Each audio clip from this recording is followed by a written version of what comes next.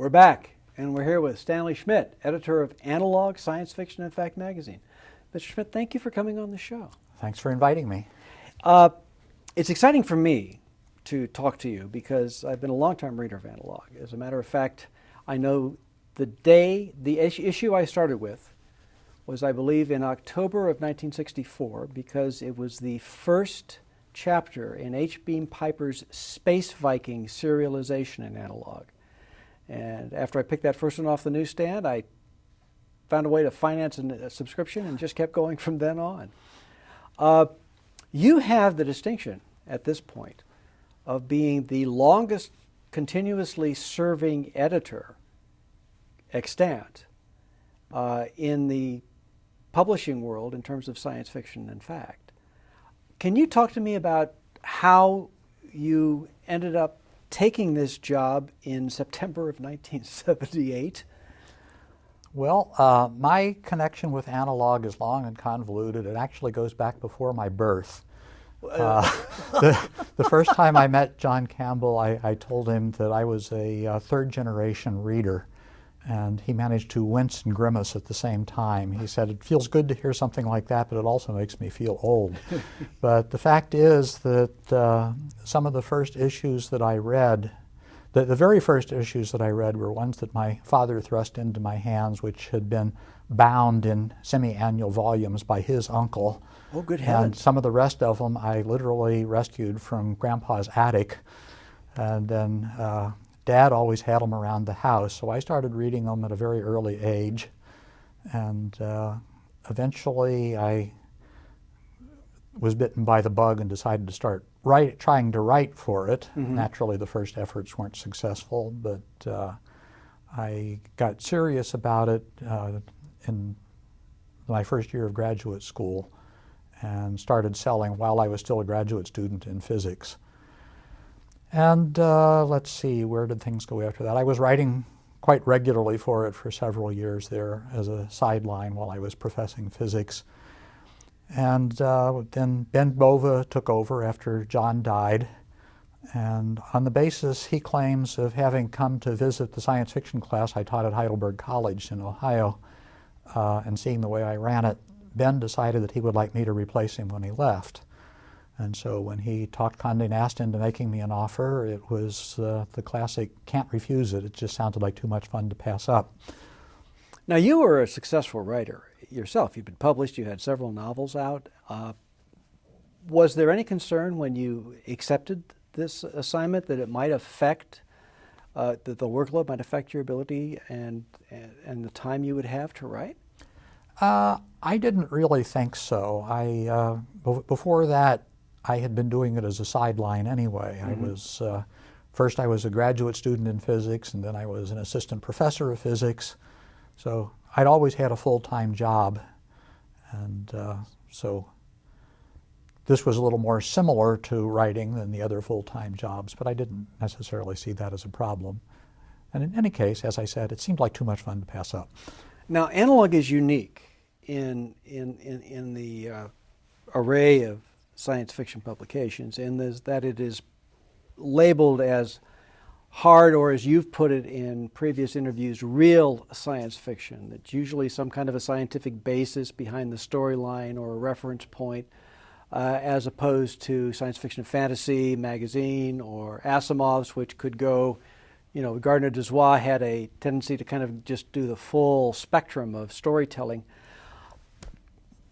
Is that something that has been easier to maintain and continue and get fresh and new ideas, or more difficult over the years?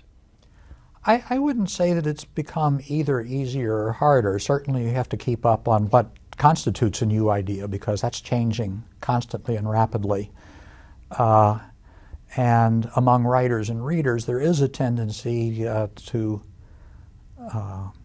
have less and less interest in having the science be an integral and plausible part of it. But I'm glad you brought this up, because I find that a lot of people interpret hard science fiction and what they think I'm looking for in a much narrower way than I do. And of course, my definition is the one that counts, because I'm the one who writes the check orders. So The problem that I sometimes have is that people assume that because they've heard that it's a magazine of hard science fiction, that it has to be full of technical explanations and the machines are more important to people. And all of this is nonsense. The fact of the matter is that while I'm proud to call it a bastion, I'd like to think not the last bastion of hard science fiction, what I mean by hard science fiction is simply two things. First, that some element of scientific speculation plays an integral part in the story. And second, that the author makes a reasonable effort to make that speculation plausible. Now, if I can elaborate just a little bit on both of those. When I say that it's integral, what I mean is that you can't take the speculation out without making it collapse. And that this does not say anything about how much hardware is in the story or how much the author talks about it. And I like to give a pair of examples of something that everybody thinks of science fiction and I say isn't by my definition. Another thing that a lot of people are surprised to hear I consider science fiction that I think is a splendid example. My example of non-science fiction that looks to the uninitiated like science fiction is Star Wars. It's what my father calls a terrific Western with great special effects, which happen to involve spaceships rather than horses and so on. Exactly. But on the other hand, Flowers for Algernon has very little in the way of scientific explanations in it. Very little talk about technology. It's a story about what happens to Charlie Gordon, but everything that happens to Charlie Gordon that matters in the story grows out of the operation and what happens to him after it. That's what I'm looking for in science fiction. Well, I remember when they were discussing John Campbell, the editor prior to Ben Bova, they used to talk about his approach was, tell me a story about what would happen to a person or mankind or a group of people if this were possible, or if this development occurred, or if this point, the scientific point, the scientific change, whatever it is, happened, how would mankind or how would a group of people or how would a person react to that and tell that story of that person? And that's still a good description of what we're trying to do most of the time. This does not mean that we're constantly doing the same thing over and over, though, because the kinds of things that we are imagining happening are constantly changing. And that brings me to my elaboration on the other point that what do I mean by plausible? Does this mean that everything has to be something that we're sure can happen because of things that we already know, science and technological principles that are well established? Right. There is a movement within science fiction that says, yes, that's what science fiction should be. It's called mundane science fiction. And I think that's as sure a prescription as you can write for absolutely guaranteed unrealistic science fiction. Because if you base it only on things that we already know, you're going to completely miss out on the possibility of any surprises, and there will be surprises. I think that the best statement I ever heard of this was at one of the grand and glorious launch parties that Joe Green used to have for the Apollo launches. Mm-hmm. He was a science fiction writer, but he was also a technical writer for NASA. And he was famous for throwing these huge parties at his house in conjunction with Apollo launches. Mm-hmm. I went to the last one for Apollo 17. It lasted 4.5 days and generated 18 bags of garbage. Oh my God. And one night during that, a bunch of us were hooping it up in Joe's kitchen and kicking around this question of what's science fiction and what's fantasy. And Poul Anderson, who in my book was one of the best writers of both ever, said, you know, I often think that probably the most fantastic kind of fantasy of all is what's usually thought of as the hardest hard science fiction. Because what could possibly be more fantastic than the idea that we already know all the basics? Well, that's true. That's absolutely true. You know, you have a unique perspective by having served as an editor over such an extended period of time. when so much change has come both in science and in society and in the global situation, as countries have risen and fallen, superpowers have diminished and then reasserted themselves, all of the stuff that's gone on. You still have to find stories to place within the cover of your monthly magazine. You have to find stories that you think are worthy of the readers. You have to find, and you have to develop writers to generate those stories so that they know who they're writing for and what is acceptable in terms of a form and a content to be accepted by the magazine. So I wanted to ask you this. Over the last 20, 25 years, have you seen anything of significance change in terms of the kinds of submissions that you receive and consider, and the types of stories that writers tend to tell? Well, I think that the biggest change, again, is in terms of what kinds of ideas people are exploring. We're seeing a lot more genetic engineering and nanotechnology now than we did a long time ago. In fact, I remember when we published some of the earliest nanotechnology stories. Oh, yes. And as far as the way the stories are told is concerned, that varies an awful lot just from writer to writer. Every writer has his own personality or her own personality. And that has been one of our changes, by the way, that wasn't intentional, but I think I first became aware of it in a review in some French fanzine that somebody sent me, in which he pointed out that I was publishing more women writers than any of my predecessors. Really? And I thought, am I? Because I certainly didn't set out to do that. I have always tried to not consider at all who wrote the story. All I really care about is how well do I like the story and how well do I think my readers are going to like it. But I looked at the statistics, and yes, it's true. We are publishing more women writers now than we used to, not because we thought we ought to have more women writers, but because we have a lot of good writers with names like Lois and Amy and Catherine and so on. Yes, we certainly do, and we've been fortunate enough to talk to a number of them on the show. When we say editor, everybody has in their mind a picture of the mechanism of editing that goes on in publishing, and it can be very different between, say, a book or a relationship, a long-established relationship between an editor and author in a book, and I would imagine in a magazine. What is your role as the editor of Analog?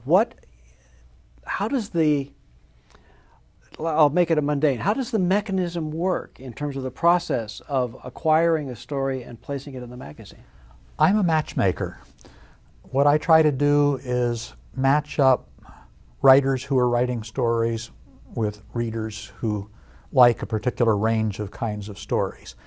Now, the readers are to some extent a given because we have one of the most faithful audiences in the world. We have a lot of readers who's been with a long time. This does not mean, I hasten to add, that they are loyal to us because they like us. They like us because they've come to trust us for providing stories that they like. Mm-hmm. And I'm able to find writers who match that range of preferences because I'm as close as you'll come to finding a typical Analog reader. I already told you about my long-standing history of the magazine. Of course.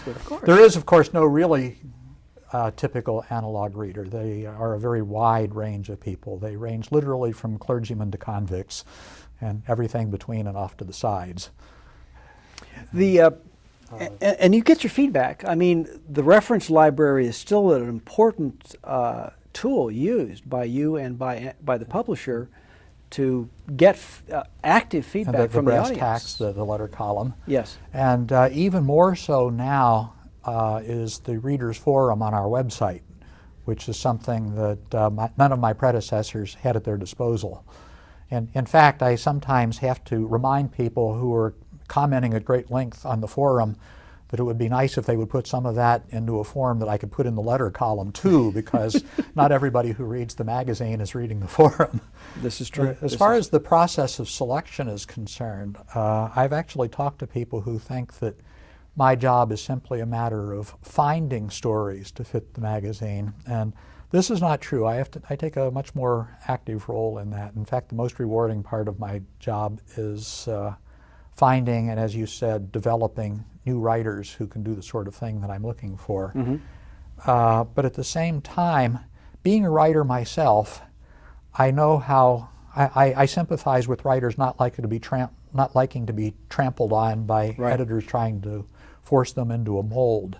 So what I try to do is find writers who can write the kind of things that I'm looking for and appear to enjoy doing it, and try to help them do better what they're already trying to do on their own. I don't use first readers. I read everything myself. Well, that must fill your day up. This means I have learned to do portions of that reading very, very quickly. I would not let the writers watch while I'm doing it. They would think that I can't tell anything, but I can. I've got a lot of practice at it.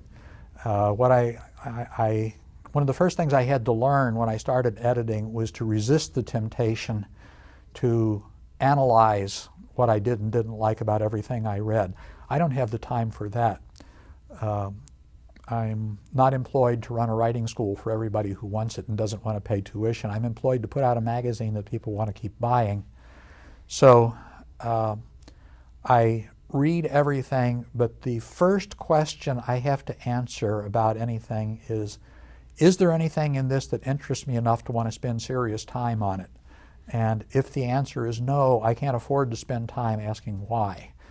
I don't have to justify the 99% of stories that I don't buy, because of necessity I have to not buy 99% of them because I only have room for 1%.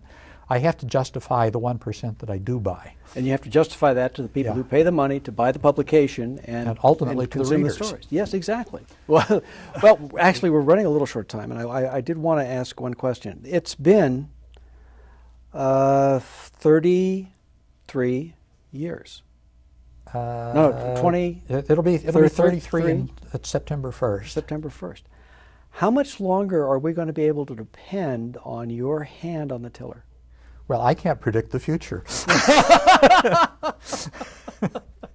You've often heard science fiction writers do not try to predict the future. They just try to imagine lots of possible futures and imagine which ones they might like and how we might get there and how we might prevent the ones we don't like. So what we have to do is imagine the future where you're here for a long time to come. Stan, thank you so much for coming by to visit. I know it's a busy weekend for you, and we do appreciate you taking the time. Okay, thank you for having me. Well, that's it for this edition of Fast Forward. I want to thank you for listening, and I hope you found something of interest. If you do, come back and see us again. This is Tom Schad saying, take care.